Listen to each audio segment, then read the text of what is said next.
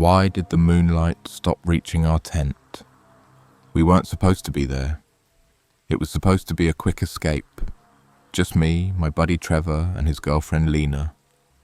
We picked the Cascade Mountains, less crowded than Olympic or Rainier, more untouched, as Trevor put it.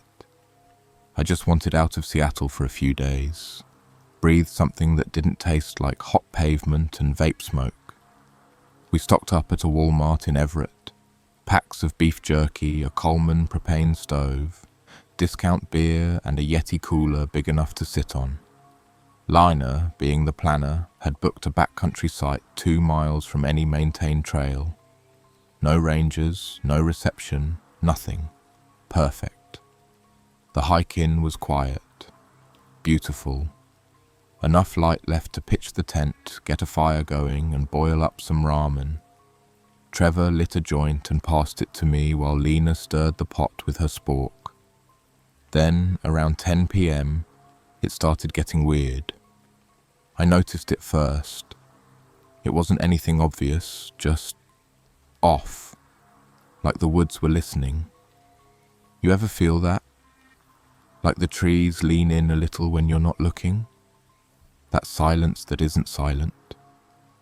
Lena looked up from her phone and said, "Do you guys feel like we're being watched?" She laughed after, but her voice cracked. Trevor teased her, something about bear paranoia, but I stayed quiet, because I'd already seen it. There was someone across the creek, maybe 30 feet from our firelight, just past the brush. A shape, not moving, not trying to hide either, just standing, watching. "I need to piss," I muttered, grabbing the flashlight. I crossed the creek slowly. My boots squelched on the mud. The beam flicked through the trees and the spot where the shape had been. Empty. But the mud had one boot print. Just one. A large, deep heel print. No matching pair, like the guy had walked up, stopped, and then floated away. I don't even remember going back to camp. Trevor was passed out on his inflatable pad, snoring like a bastard. Lena was scrolling her phone, clearly not getting signal, but pretending. I didn't say anything, just slipped into the tent, zipped the flap, and stared at the nylon roof while my ears strained against every cricket chirp and twig snap outside. And then, at some point, I must have dozed off. Because the next thing I remember is waking up to whispers, not from Lena, not from Trevor, from outside, low, croaky, like someone with a damaged throat trying to mimic speech. I held my breath. In the bag. In the bag. Where's the bag? I sat up slowly. Every nerve in my body went taut. My breath fogged in front of me. Cold, colder than it had any right to be in July. The tent zipper scratched open from outside, just half an inch. Then it stopped. No movement, no sound, just that awful croaking voice. He's listening. I didn't wake Trevor. I didn't make a sound. I laid back down, closed my eyes, and waited for the longest, most terrifying hour of my life. When the sun came up, the zipper was still closed, but my backpack was gone. And next to where it had been, a single boot print, facing toward the tent. I didn't say anything at first, I just stared at the empty space where my pack had been. It had been right next to me, zipped up, leaning against my sleeping pad. That Yeti day pack had my keys, wallet, GPS, my goddamn pocket knife. Gone. Clean gone. "Dude, where's your bag?" Trevor groaned, still half asleep and rubbing his eyes. Lena was already outside, brushing her teeth with bottled water and spitting into the dirt. "I don't know," I muttered. But I did know. I knew someone had unzipped the tent during the night. I knew someone had been standing there, whispering, just inches from my face, while I lay frozen like a coward pretending to sleep. We searched for it, obviously. Spent over an hour combing the immediate area. Nothing. No animal drag marks, no torn up gear, no signs of a struggle. Just gone. Like it had been picked up by invisible hands and whisked into the trees. Trevor kept saying it was a bear. Black bears get curious, man. They'll sniff around, snatch stuff, probably dragged it off into the brush. Right. Bears unzip tents, bears whisper in English. But I didn't argue. Lena, though, she was quiet. Too quiet. She didn't buy the bear thing either, I could tell. She kept rubbing her arms like she was cold, even though the sun was already high and brutal. Her eyes stayed on the tree line. She barely touched her breakfast. We all agreed to stay one more night, mostly because the trail back was steep and my knee had started aching like hell, old high school soccer injury. Trevor had packed a basic first aid kit, but no brace. Nothing serious. I was limping slightly by noon. Around 3 p.m, while they filtered water down by the creek, I went back up the slope to take a shit, far enough from camp to avoid the smell, like the rules say. That's when I found something else, something worse. There was a tree, a big one. Old growth, thick with moss, and stabbed into the bark at chest height. A knife, my knife, the one from my pack. It was buried hilt deep in the trunk, perfectly straight.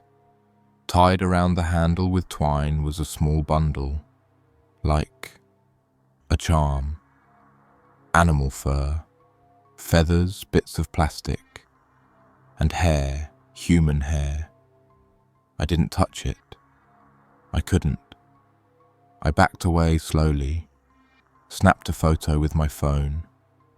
Then I heard it, just beyond the trees, leaves crunching, a sharp breath, like someone watching me, holding it in.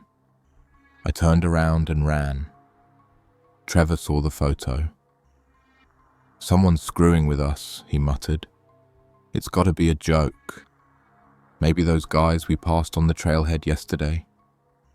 We had passed a group, now that I thought about it.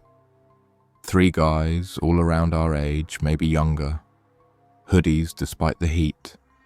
One of them had stared at Lena for a weirdly long time, like not blinking. She had looked down and clutched Trevor's arm, and we just walked faster. I never saw them again. But maybe they saw us. That night we didn't light a fire, too paranoid about being seen. Trevor insisted we sleep in shifts. I took the first watch, sitting up with the only weapon we had, a damn metal spork. Around 1:20 a.m. I started nodding off. Couldn't help it. My body was exhausted, my knee throbbing. Just as my head dipped, I heard it again. Footsteps, right behind the tent. Soft, measured, like they wanted me to hear them. I grabbed Trevor's shoulder. He woke instantly. "What?" Then, the tent slumped, like someone had thrown their weight onto it. The whole back wall bent inward. Lena screamed. Trevor shot up, unzipping the front, and we burst out into the dark. Flashlights shaking. Nothing. Nobody. But there in the dirt behind the tent, fresh footprints, bare feet, the toes were splayed, mud caked the heels, and next to the prints, a pile of hair. Lena's hair. We looked at her in horror. She reached back and touched her braid. Half of it had been cut off. Clean. with a blade. None of us slept after that. We sat by the cold fire pit, huddled together, our backs against each other, weapons clutched tight. I had the spork. Trevor had a rock the size of a grapefruit. Lena held a can of bear spray with shaking hands, her eyes wet, lips pale, and we waited for the moonlight. But it never came. Like something had swallowed it, like something was standing right over us, just outside the range of our tiny light, breathing. I don't remember falling asleep, but I woke up to Lena screaming. I shot up so fast I cracked my skull on the metal rim of the cooler. My head rang, my heart was jackhammering. Trevor was already up, stumbling toward Lena, who was pointing, sobbing, at the edge of the trees. "There!" she shrieked, voice breaking. There was someone right there. I saw him. He was crouching, just watching. He had my braid. He was holding it in his mouth. I turned my flashlight toward where she was pointing. Nothing. Just the wall of pines, silent as stone. But the air felt wrong, charged, like static before a lightning strike. Trevor didn't say anything. He just wrapped his arms around Lena, his whole body stiff, alert, terrified. We didn't wait. We didn't eat. Didn't pack right. We left the tent, everything, behind and started down the trail as soon as there was light. My knee was swelling. Every step felt like fire. Trevor carried the bear spray in one hand and the car keys in the other, like they were holy relics. It was supposed to be a 2-hour hike out. Took us over 5, because we weren't alone. I saw him once. Coming around a bend, I glanced back and froze. He was standing in the middle of the trail behind us. A man, barefoot, shirtless, skin crusted with something dark. Mud, blood, hair matted to his face. But the worst part, he was smiling. Not at us, not because of us, just smiling. Like the kind of smile you wear when you remember a funny joke, or when you're savoring something. I didn't tell the others, not then. I just whispered, "We need to move faster." About halfway down, we found our gear. It was laid out, neatly. Everything from the tent. Sleeping pads, my stolen pack, Lena's hairbrush, Trevor's used socks. All of it arranged in a perfect square in the middle of the trail, like some sick display. Like he'd unpacked our lives and studied them. And in the center, a photo. Trevor and Lena. From her Instagram, clearly. I remembered her posting it 2 weeks ago. Camping at Mount Hood, all smiles filtered to hell. The photo had a slash through it, a knife cut, right across Trevor's face. We kept going. We didn't talk, not even when we passed a squirrel with its guts laid out on a flat rock, like a biology class dissection. Not when Lena found her underwear, just her underwear, tied to a tree branch 15 feet above our heads. Trevor looked like he was going to kill someone. His fists were clenched the whole time. He muttered to himself, over and over, "This is not happening. This is not happening." When we finally saw the gravel lot, I almost collapsed from relief. Our car was still there, but the back window had been smashed. Inside, nothing stolen, just a note, written in mud, or blood, or both.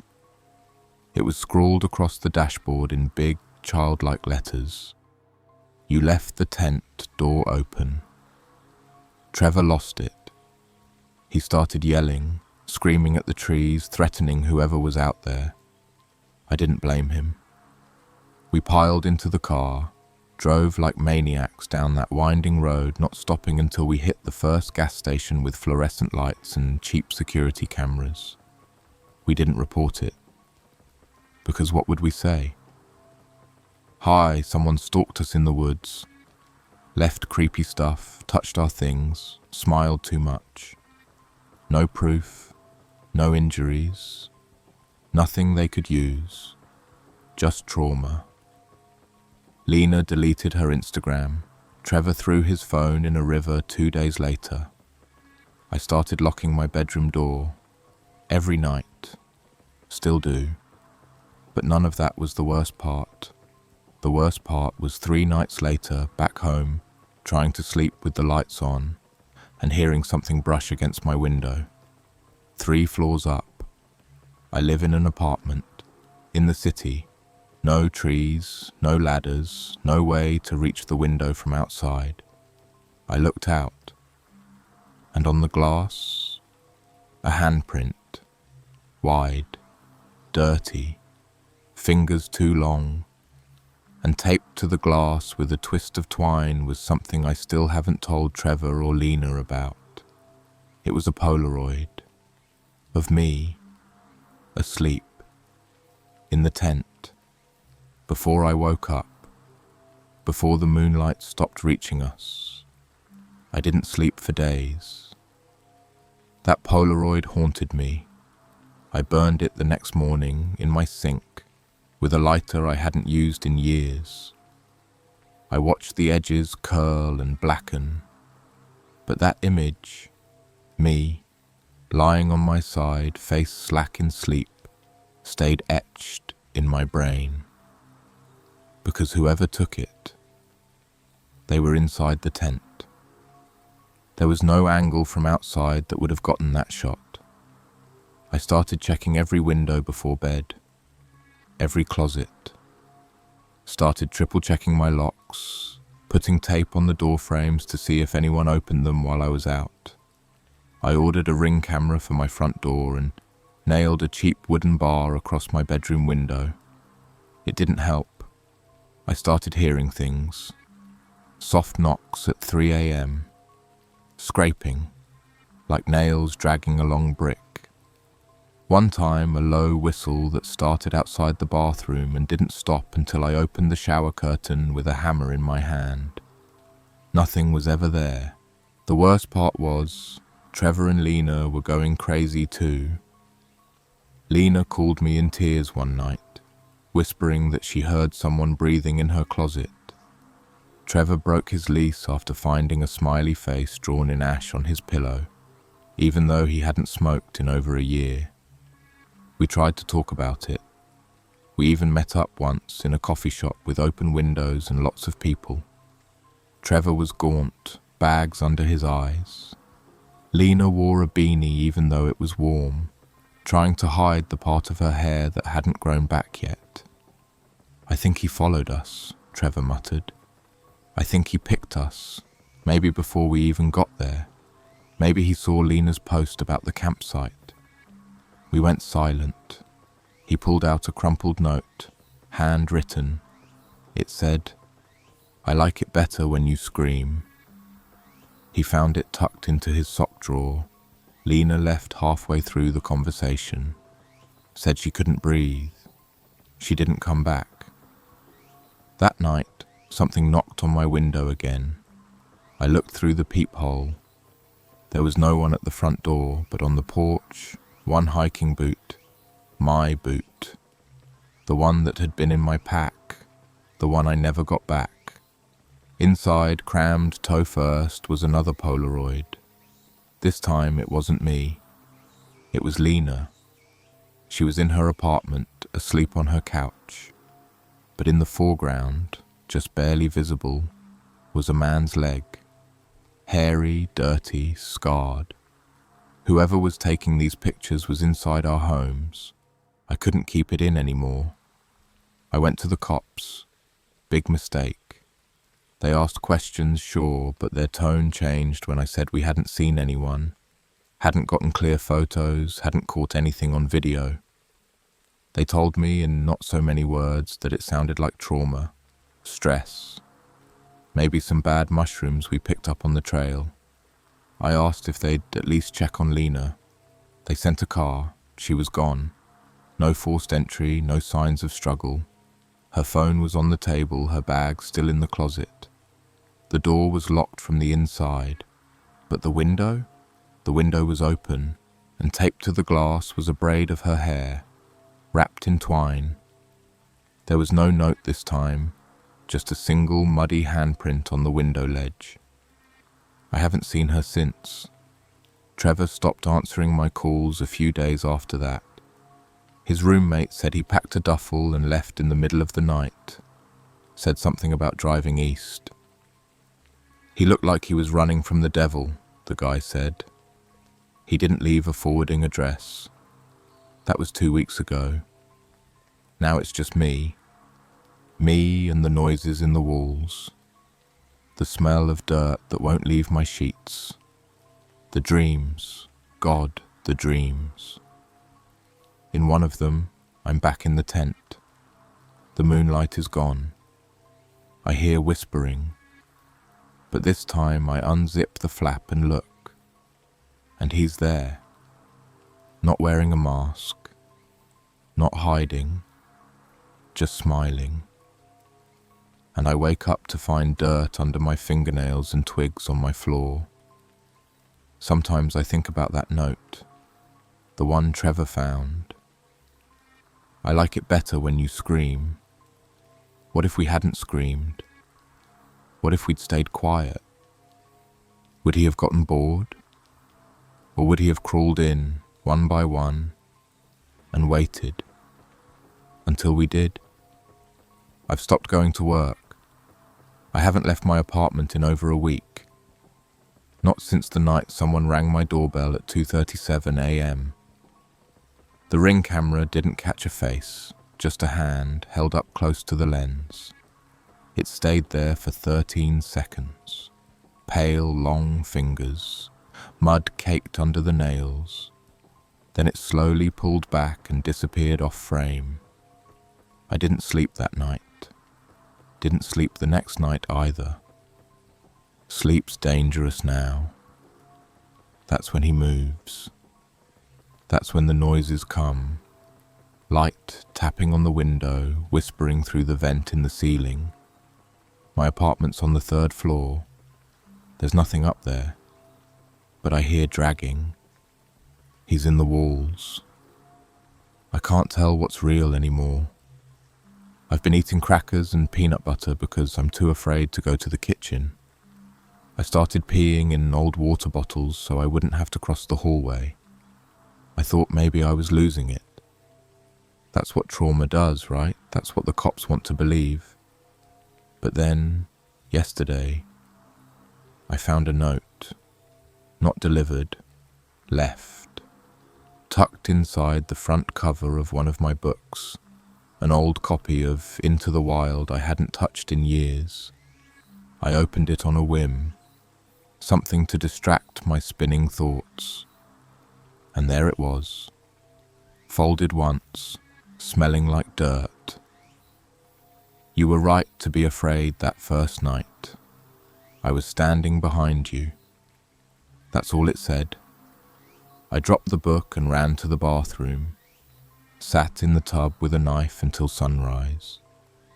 But even then, I couldn't shake the feeling that he'd been here the whole time, that maybe he never left. Or maybe I never really came back from the woods. I've started hearing voices, not whispering. Voices, clear, familiar. Lena's voice calling from the hall. Open the door, please. He's not here anymore. You're safe. Trevor's voice from the closet. Bro, it's okay. Come out. We found him. It's over. But when I open the door, no one's there. They sound wrong, like a recording played too slow, too smooth. That's what he's doing now. Learning, copying us, repeating us, memorizing our voices, our habits, the tiny details we take for granted. I think he's studying us, preparing for something, preparing to replace us. And the worst part, I don't think I was his first. I started researching. Reddit threads, old hiking forums, missing persons bulletins from Cascade National Park. There's a pattern. Vanishings on the same trails, same time of year, solo campers, couples, a few groups, no bodies, no gear found. Just empty campsites and sometimes a single item left behind. A boot, a lock of hair, a Polaroid. But none of it ever makes the news because there's nothing to go on. No clear crime, just absence. I found a post from 2016. A guy named Caleb. His story read almost word for word like ours. He and his girlfriend camped deep off trail in the North Cascades. They heard noises, found things moved. One night they saw someone standing naked in the trees just watching. They hiked out early. 3 days later, Caleb's girlfriend disappeared from their apartment. The post ended with a single line, "I think the woods followed us home." That post has been deleted now. So has Caleb's profile. The username just redirects to a page that says, "Account no longer exists." I don't know what to do anymore. There's no one left to call, no one who believes me. My neighbors think I'm insane. I hear them whispering in the stairwell. I see them watching me through the peephole. And sometimes I wonder, are they even my neighbors? Or is it him? Wearing their skin, using their faces, mimicking their voices until he finds a new tent, a new group, a new story to crawl into. Maybe that's what he does. He waits for the dark. He watches. He learns. And when the moonlight fades, he moves in. I think he's inside now. Not in the apartment. Inside me. I hear him when I speak. Those small stutters that weren't there before. The pauses like I'm translating my own thoughts from another language. Sometimes I catch my reflection in the mirror, and for a split second, it's not moving with me. It's watching me, studying me. Last night I woke up sitting in my living room, lights off, knife in my hand. No memory of getting up, no memory of walking there. But the window was open, cold air pouring in, and taped to the glass. A drawing, childish, crayoned, crude. It showed a tent under a crooked moon, 3 stick figures outside, drawn with red X's for eyes. And a 4th figure, tall, wide hands, no face, inside the tent. I remember shaking, dropping the paper, trying to scream, but nothing came out. There's no point locking the doors anymore. He doesn't use doors. He doesn't need to. He's already in. Today I got a text. No number. Just a message. A single word. Move. That's it. No context, no sender. I almost laughed. Like, where would I go? Every room in this place feels like it's shrinking. I leave the lights on, but they flicker sometimes, just for a second, like they're struggling to hold him back. I haven't eaten in 2 days. My mouth tastes like metal. My skin smells like smoke. I know how this ends. I'm writing this now because I want someone to know. Someone who maybe went camping and saw something strange. Footprints around your tent. Gear moved. That feeling like you're being watched. You weren't imagining it. And if you wake up one night and the moonlight has disappeared, Don't unzip the tent. Don't speak. Don't run. Just be still. Because if he thinks you're asleep, he might just watch. But if you let him know you're awake, he learns you. He becomes you. And eventually, you forget who you were, just like I have. Wait. No. Who's typing this? Why am I still writing? I should have left. I should have left when I still had a name. God. What was my name? He's here. He's right behind me. Please don't come looking for me. Please don't go camping alone. Please.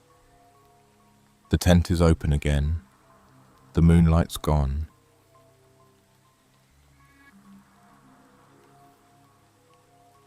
The campfire went out by itself.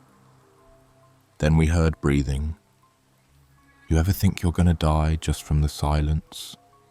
Not from a scream or a bear or a fucking axe-wielding maniac. Just the kind of silence that's wrong. The kind that presses down on you so hard you start to feel like the woods are leaning in. That's what it was like our first night in the Tetons. I went with two buddies, Mason and Troy. We weren't wilderness experts or anything. Just three guys needing a break from phones, work and all the bullshit. We loaded up with gear from REI and Walmart. You know, freeze-dried meals, a second-hand tent from Craigslist, and one of those big-ass Costco coolers we thought would survive anything. We picked a spot off Death Canyon Trail. Yeah, the name should have been a clue. About a 3-hour hike in. Google Maps showed some flat terrain near a little stream, no marked campsites, but the forum said it was a hidden gem. First red flag, halfway up the trail, we passed this guy heading down. He wasn't a hiker, not really. He had a military-style duffel bag and old, grease-stained clothes. No backpack, no water bottle, no smile, just hollow eyes. He nodded when we passed, but it felt off, like his face tried to smile and forgot how halfway through. Mason, the jokester, muttered, "Bet he's buried 5 bodies up here." We laughed, nervously. That night, after we set up camp and cooked our awful dehydrated chili, we got the fire going. No cell signal, no stars, just the fire. At some point, Mason said, "Dude, why does it feel like we're being watched?" I remember Troy saying something sarcastic like, "Because you've got paranoia and bad weed." But he said it quiet, like he didn't want whatever was watching to hear. We heard something out in the dark, a single twig snap. Not random, not an animal scurrying around, just one deliberate snap. I called out, "Hello?" No answer, no more noise. The woods were quiet again, that bad quiet. We tried brushing it off, sat close to the fire, talked about stupid stuff. But after about 10 minutes, the fire just went out. Completely. Like someone poured water on it. We all jumped up. I swear to God it wasn't windy. No sudden breeze, the logs were still glowing faintly, but the flames were just gone. Then we heard it. Breathing. Not ours. This was deeper, slower, like someone exhaling right behind the tent. Not moving, just breathing. Long, controlled, intentional. I froze. Troy whispered, "What the fuck is that?" Mason slowly pulled his flashlight from his pocket. But when he turned it on, nothing. Just the edge of the woods, no figures, no eyes, no animal. We should have packed up and left right then, but we didn't, because we were stupid, tired, and too proud to admit we were scared. So we stayed.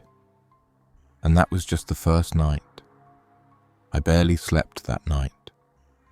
Every creak of the trees, every gust of wind made my heart race like it had teeth. I kept one hand on the handle of the little camp hatchet I brought, as if that'd do anything. At some point I must have dozed off, because I woke up to Troy shaking my shoulder. "Dude," he whispered, voice cracked from sleep, "come out here." The sun hadn't fully risen. That grey, damp light filtered through the trees like fog. I crawled out of the tent, groggy, thinking maybe Mason burned the breakfast or something. But when I saw Troy's face, I sobered up fast. He pointed to the fire pit. There, in the ash and char, were footprints, bare, human, pressed in deep, like someone had been standing in the fire. And not just one, there were 4, 5, maybe more, circling the ashes, like someone had been walking around it while we slept. Mason came out of the tent, yawning. "What the hell, man? Who's been screwing with our camp?" I didn't answer.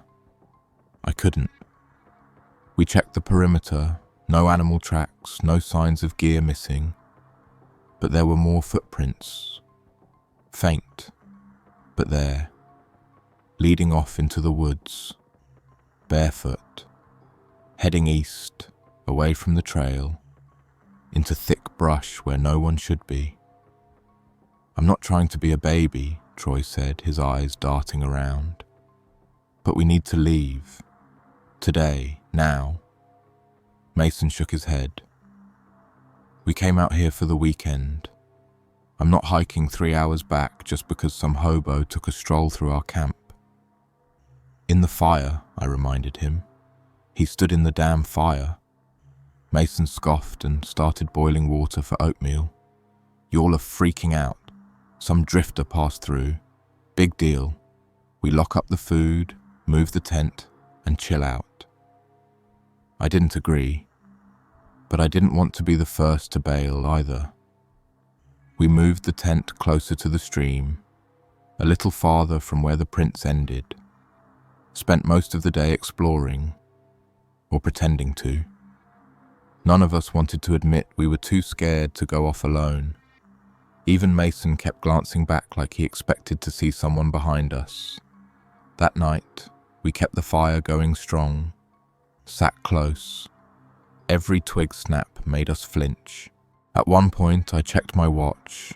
It was just past midnight. And that's when Mason said, "Do you guys smell that?" It was subtle at first, like grease, burnt metal. Then it got stronger. A thick chemical stink, like engine oil and something dead. Troy whispered, "Is that a gas leak?" We scanned the trees with our lights, but the beams seemed swallowed by the woods. Then we heard it again, not breathing this time. Laughter, far off, low, raspy, like a bad impersonation of human joy. It lasted maybe 3 seconds, then silence. We all stood, frozen. Troy had his knife out. I was gripping the stupid hatchet like a lifeline. Mason muttered, "Fuck this, we're sleeping in shifts." We never discussed it out loud, but we all sat by the fire until morning. No one went into the tent, not even to grab a sleeping bag. When the sun finally rose, we looked like hell. Troy's face was pale, his eyes sunken. Mason was jittery, chewing the same granola bar for an hour. And that's when we realized our backpacks were gone. All of them. Our food, water, maps, phones, even the bear canister, gone. Nothing torn, nothing broken, just taken. And the worst part, no footprints this time. We stood there for a solid minute, just staring at the spot where our gear used to be. Gone. No torn fabric, no signs of a bear ransacking the site, just flattened pine needles and that weird stillness, like the woods were holding their breath. Mason broke the silence first. Okay, this is bullshit. He started pacing, muttering. Troy just sat down on a log, hunched forward, hands in his hair. I don't think he even blinked for a full minute. Me? I walked in slow circles, trying to find any clue. A zipper, a strap, even a crumb of a protein bar, nothing, like whoever took our shit knew exactly what they were doing and exactly how to vanish. Somebody's messing with us, Mason kept saying. There's got to be a trail camera or something. Some YouTube prank. Social experiment. Hidden microphones. We're probably already on TikTok. But his voice was shaking. Troy finally stood up, dead serious. We go. Now. No food. No water. Doesn't matter. We hike down. Follow the creek until we hit the road or trailhead. No more arguing. That's when we noticed it. Carved into the tree next to our tent site. Real fresh. Jagged, uneven cuts like someone used a dull blade or a rock. 3 words. You were loud. The bark was still curling around the letters. Wet say dripped down like the tree itself was bleeding. Troy backed away, hand shaking. Mason just stared. Someone was here, I whispered, last night, while we sat by the fire. We didn't pack anything. There was nothing left to pack. Just grabbed our empty day packs, what little we still had on us, and started moving downstream. It was silent except for the water. Even the birds were gone. About a mile in, we found it. My backpack, hanging from a tree branch maybe 10 feet up, just swaying there, like a piñata. Not torn, just placed. Zipped shut. Troy muttered, No, we don't touch it. It's bait. But Mason was already climbing. He pulled it down, opened it. It was empty. Completely. No snacks, no phone, not even the map I had stuffed in the front pocket. Except for one thing in the bottom, a single black and white Polaroid photo. It was blurry, tilted, like it was taken fast without aiming, but the image was clear enough to make my stomach turn. It was a photo of us, the 3 of us, sitting around the fire, from behind, taken from maybe 30 feet away. You could see the flame in the frame. You could see Mason's hand mid-gesture. You could see my hair sticking out of my hoodie. We'd been watched. Photographed from the woods while we were right there, and none of us had heard a goddamn thing. Mason dropped the pack. Troy was already walking, fast, muttering, Nope. We're dead. We're dead. And that's when I realized the sky was getting darker, but it was barely noon. Clouds thickened like someone was turning the day off. The air got heavier. We couldn't see the sun anymore. And worse, the trail we thought we were following started to curve in ways that didn't make sense. Trees looked familiar, too familiar. Mason stopped. Guys, we've passed this tree. That's the one with the chunk missing. He was right, it had a weird V-shaped notch about shoulder height. We'd seen it maybe 20 minutes ago. We'd walked in a goddamn circle. Are you fucking kidding me? Troy snapped. No way. We followed the creek. I checked. The creek wasn't there anymore. Just damp ground and silence. Then something rustled in the trees, close, Not a squirrel, not wind. Something heavy, deliberate. Mason yelled, "Who's out there?" Silence. Then something dropped from the trees. Not a person, just a shirt. It was Troy's. The same faded red Patagonia shirt he wore the first night, folded neatly, placed in the middle of the trail, like someone had been collecting our scent, like they wanted us to know how close they'd been, and how easy it would be to take more. We didn't talk after that. We just ran. Branches scratched our arms, roots tripped us. At one point, Troy fell hard, twisted his ankle, but he got up. We didn't stop, because behind us, faint but rising, was the sound of breathing again. No, not just breathing. 2 sets. You ever run so hard your brain stops keeping up? That's what it felt like. We weren't running toward anything, just away from that breathing, from those Polaroids, from whoever the hell was out there watching, listening, following, maybe even leading us in circles like we were on a string. The trees blurred past. I think I clipped my shoulder on a branch but didn't feel it. My only thought was, don't fall, don't fall, don't be the one who falls behind. Troy stumbled again. I turned to help him, but he waved me off, limping hard. "I'm fine," he snapped through gritted teeth. His ankle was swelling bad. We both knew he wasn't fine. Mason kept moving ahead, not looking back. His flashlight clattered out of his side pocket, but he didn't stop to grab it. Eventually, we hit a clearing, a weirdly perfect one, like someone had cleared it on purpose. Flat dirt, no brush, no rocks. Right in the center, a metal chair, rusted, bolted into the ground, and next to it, a man.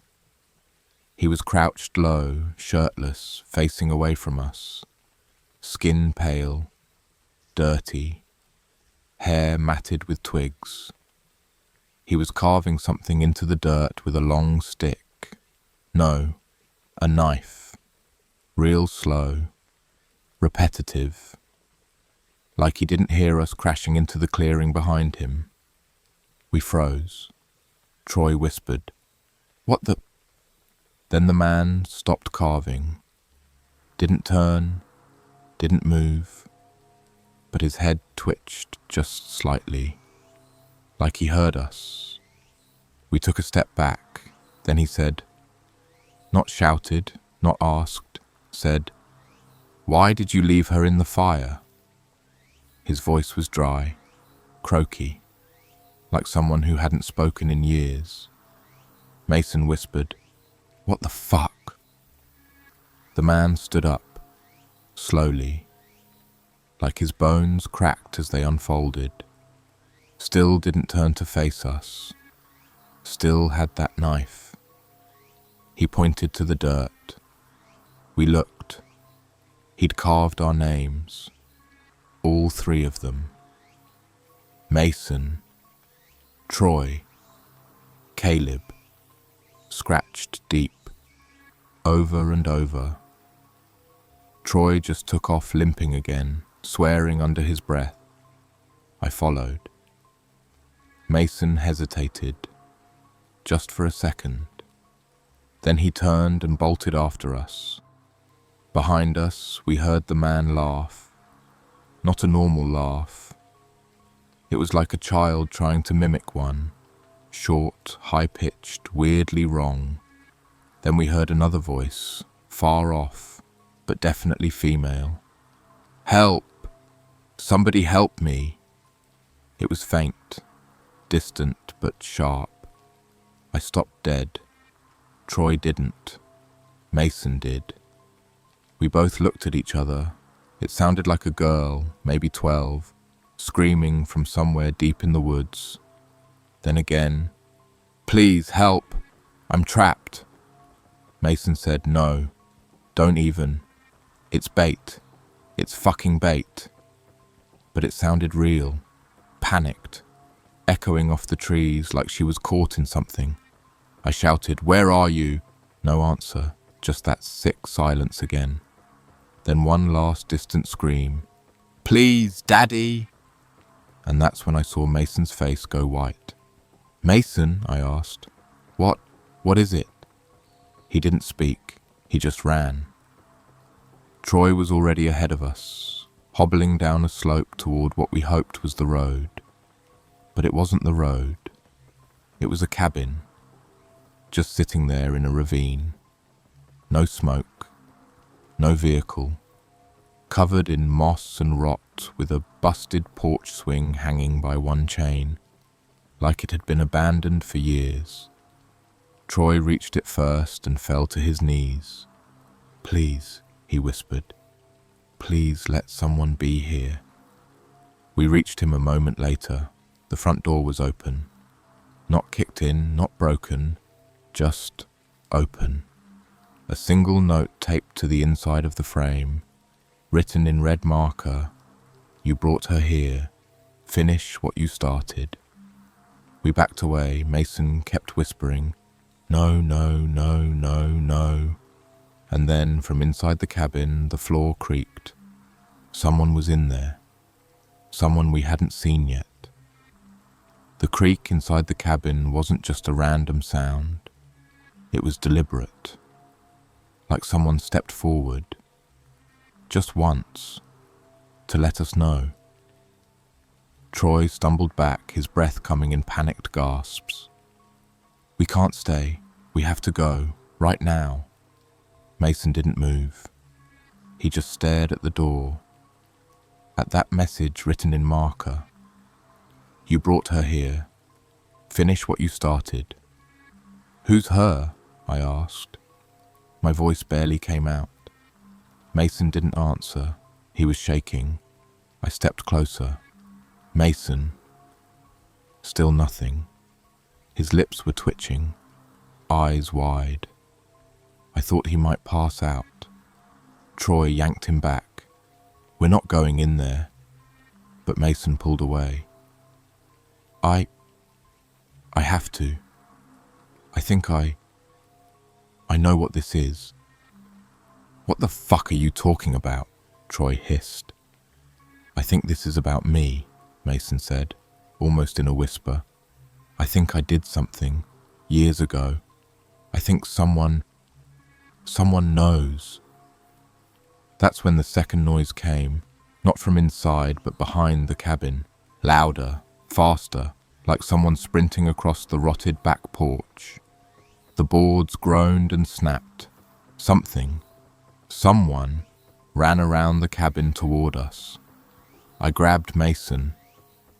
Troy hauled open the screen door and shoved us inside. It was dark, smelled like mold, blood, and something worse. No furniture, just scraps, broken wood, a few piles of wet, crumpled fabric in the corners. The place felt used, like someone had been squatting there for a long, long time. We tried barricading the door, but there was barely anything left to use. Mason pushed a sagging dresser in front of it. Troy found a broom handle and wedged it through the side window. Then, silence. We waited. 5 minutes. 10. Nothing. That's when I found the Polaroids, on the wall, taped with yellowing duct tape. Dozens of them, overlapping. Every picture showed someone different, some blurry, some clear, all terrified. Campers, hikers, young couples, people sitting around campfires, people in sleeping bags, and each one had something written in red on the bottom. Dates, locations, names. Then I saw it, our photo, from 2 nights ago. The one of us around the fire, labelled in the same handwriting. Below it, just one word, repeat. My stomach dropped. Mason, I called, voice trembling. What did you mean? What do you remember? He was sitting in the far corner now, his face buried in his hands. I was 15, he mumbled, on a camping trip with my dad. His girlfriend brought her kid. Little girl, maybe 10. I didn't like her. She was loud, always asking questions. He looked up at us, eyes glassy. She went missing. Middle of the night. No signs of struggle. The cops searched for weeks. Her name was Ellie. I felt cold all over. She screamed, he said, right before she vanished. Please, Daddy, just like the voice out there. Troy was silent. I couldn't look away from Mason. She screamed that night too, he whispered. Said someone was in the woods, no one believed her. I told her to shut up. I yelled at her. He started to cry. I told her to go away if she was so scared, that if she kept screaming she'd scare the bears. And then she just left. We never saw her again. Jesus Christ, Troy whispered. That's what that message meant, I said. This isn't just some psycho out here. This is revenge, Mason whispered. That's when something slammed into the cabin wall. Hard. Wood cracked. Troy grabbed the broomstick. I grabbed the hatchet. Still somehow hanging from my belt. Another slam, from the roof this time. Then silence again. Until a voice. Low, calm, male. From right outside the window. She told me you laughed, Mason. Mason screamed and backed into the corner. The voice got closer. She cried. You laughed. She bled. You slept. We couldn't see him. Just a shadow pacing back and forth behind the boarded-up window. Calm. Controlled. You'll finish it now, he said. And then something slid under the door. A knife. Long, rusted, still wet. She's waiting. That knife sat in the dirt like an open mouth. Wide, rusted, wet. It waited. Mason stared at it like it was going to start whispering. None of us moved. The voice outside, the calm one, had gone quiet. Like he said what he needed to, and stepped back to watch. Troy whispered, "We don't touch that thing. We're not doing this." But Mason knelt down. "Don't," I said. He picked up the knife. His hands were shaking so bad he almost dropped it. He looked like he wasn't in the room with us anymore, like he was 15 again, on that other trip, in that other forest, when a little girl walked out into the night and never came back. "She's waiting," Mason said quietly. "He's right." "No, he's not," I snapped. "This isn't on you. You were a kid. You didn't kill her." "But I didn't stop her either," he muttered. Then he stood up and walked to the door. Troy blocked him. "Don't be stupid. This is their game. They want you outside. They want you scared. You walk out that door, you won't come back." Mason looked him dead in the eye. "I have to see her." And then, before either of us could stop him, he opened the door and stepped into the dusk. We followed. Outside, the air was thick and grey. The forest was watching. The cabin loomed behind us like a dying thing. And Mason walked, not like a man being chased, like a man going somewhere he already knew. He stopped at the tree line and said, "I hear you." Nothing. Then, soft, like wind through dead leaves, "She hears you too." And from the shadows, she stepped out, or something that looked like her, a little girl, dirt-smeared, barefoot, long hair, dress torn and hanging. Her face was mostly in shadow, but I could see the glint of her eyes, wide, flat, staring at Mason. She didn't blink. Mason dropped the knife. "I'm sorry," he said, choking. "I didn't mean to. I didn't think." She took one step forward. I reached for Mason to pull him back, but he didn't move. "She was scared," the man's voice whispered from somewhere behind us, and then it changed. "She died scared." The girl's mouth opened, but she didn't speak. She screamed. Not loud, just wrong, like a broken radio playing a child's scream on loop, like something trying to mimic it but getting it a little off. My ears rang, my knees buckled. Mason dropped to the ground. Troy screamed and we ran. We ran. Through the woods blind. We didn't stop. We didn't turn back. Somehow, through some sick luck or mercy, we hit a road before dawn. We flagged down a ranger truck. We didn't know what to say. We told them Mason was lost, that someone took our gear, that we got turned around, that we needed help. We lied. Because who the hell would believe the truth? They sent a search team. They never found Mason. They never found the cabin. But 3 days later, they did find a tree, a big one, up near the ridge. On it was carved 3 names again. But this time, there was a 4th. Ellie. I don't hike anymore. I don't camp. I moved cities, got therapy, switched jobs. But some nights, especially the quiet ones, I wake up choking, because I swear I hear it again. That laugh, that scream, that voice outside my window whispering, "You were loud."